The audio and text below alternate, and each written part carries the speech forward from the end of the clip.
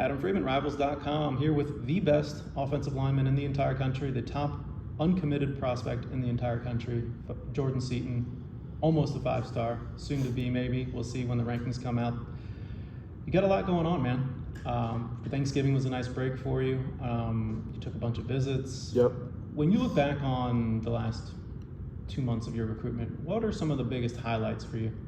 Some of the biggest highlights for me in my recruitment process is, being able to narrow down the schools.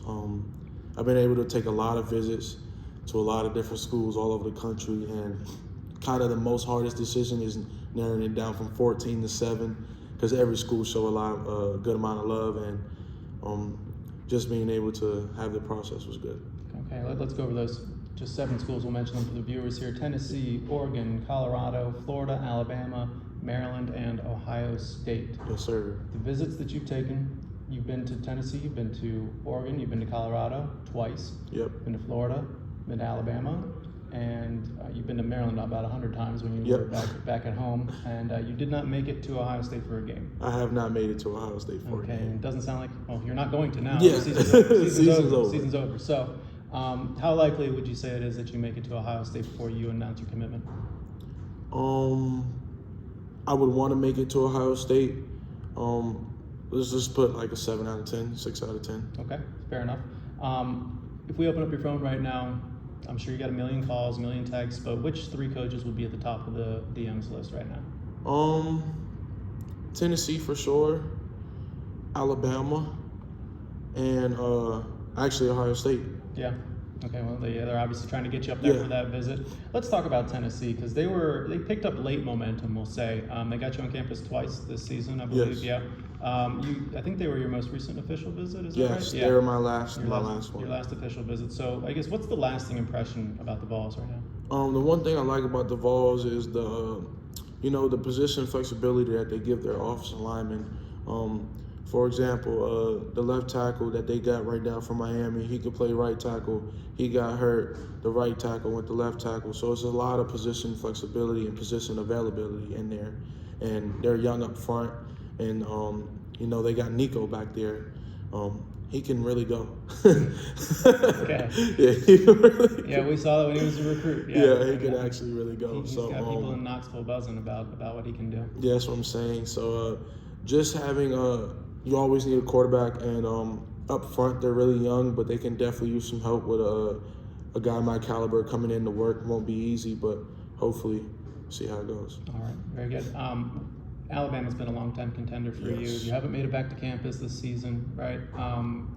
What's up with the Tide? I mean, are they... No, I've been back there. You went there during the season? Yeah. Okay. What game was that?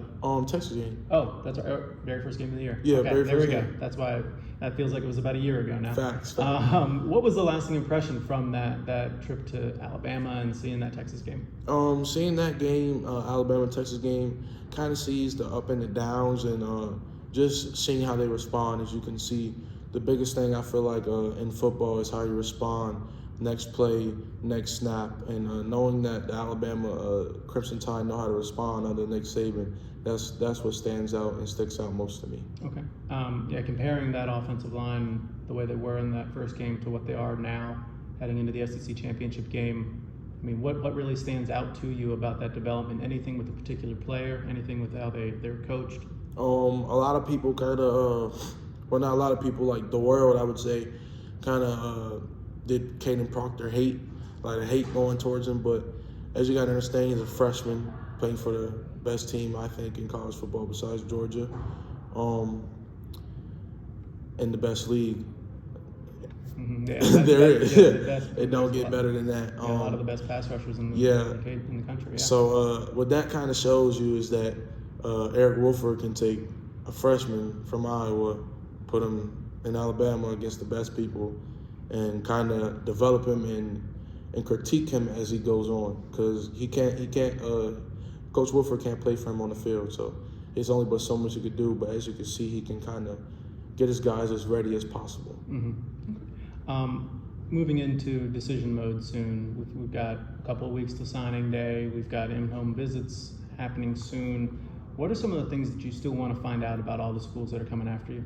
What I want to find out is what's their plans. Like, what does the next 3 to 4 years look for them? Like, what are their goals?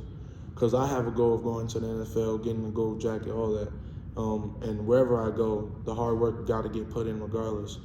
So I just want to know the goals of the school. And, you know, everybody says national championship, but if you're a team like 4-8, like, let's be real, like, let's like make real goals, like league first, then that. Like, if you're feeding me national championship with a 4-10 program, like, I'm gonna see through that.